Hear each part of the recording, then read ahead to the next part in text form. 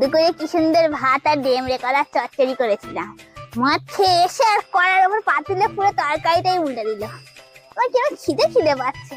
এটা ওখানে দধি কর্ম মনে হচ্ছে না কলার পাতায় করে? হ্যাঁ তো, এটা তো দধি কর্মা, কিন্তু সরস্বতী পূজা তো অনেকদিন আগে হয়ে গেছে। এত দেরিতে দধি কর্মা করেছে, হতে পারে হয়তো কোনো ক্লাবে ঠাকুর রেখে দিয়েছিল, তার দধি কর্মা। কে খায়? খেয়ে নি, খিদে পাচ্ছে। এই মালতী, ওখানে বসে তুই কি করছিস? আরে এই তো দেখ না, কে দধি কর্মা ফেলে গেছে এখানে। সরস্বতী পূজা মানে ঠাকুর বিসর্জন করেছিল, তাই খাচ্ছি। এই ও তো দধি কর্মা নয়, ও পাড়ায় একটা বুড়ো মরে গেছে, ঘাটে তো পিন্ডি দিয়ে গেছে। ইহ,